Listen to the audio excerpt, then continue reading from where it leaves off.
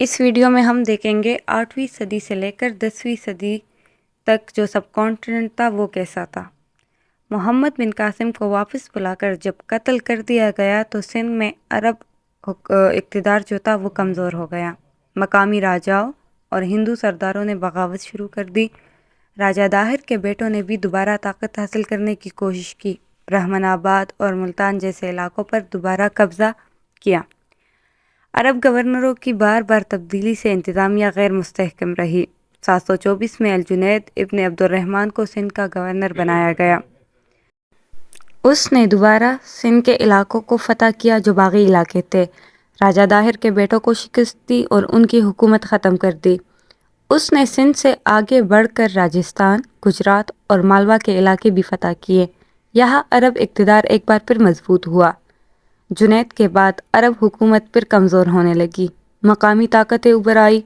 750 میں بنو امیہ کا خاتمہ ہوا اور عباسی حکومت قائم ہوئی۔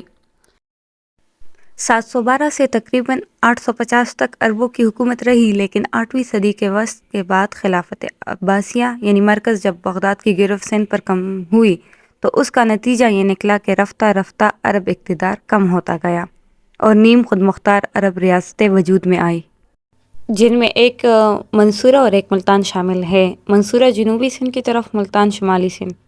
نام کی حد تک یہ خلافت کے تابع تھے مگر عملی طور پر یہ بالکل آزاد تھے، البتہ اسلام کا پھیلاؤ جو تھا وہ جاری رہا۔ اگلا ٹاپک جو ہمارا ہے وہ ہے اس دوران راجپوت طاقت کا عروج۔ عربوں کی کمزوری سے فائدہ اٹھا کر راجپوت ریاستیں جو تھی وہ طاقتور ہو گئی۔ اس میں جو 3 اہم خاندان یا ڈائنیسٹیز ہمارے سامنے آتی ہے وہ ہے پرتیہار، چوہان اور پال۔ علاقائی حکومتیں قائم ہوئی اور مسلسل آپس کی جنگیں بھی جو تھی وہ ہونے لگیں۔ اس پورے دور میں پورے ہندوستان پر کوئی ایک حکمران نہیں تھا، مختلف علاقوں میں مختلف حکمران تھے۔ اس کا نتیجہ یہ نکلا کہ سیاسی عدم استحکام رہا، بیرونی حملوں کے لیے راستہ ہموار ہوا۔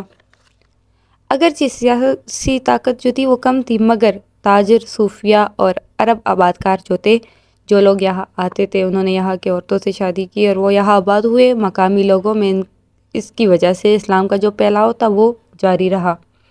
اسی کمزوری اور انتشار کی وجہ سے بعد میں سلطان محمود غزنوی کو حملے کا موقع ملا اور 11ویں صدی میں مسلم فتوحات کا نیا دور شروع ہوا۔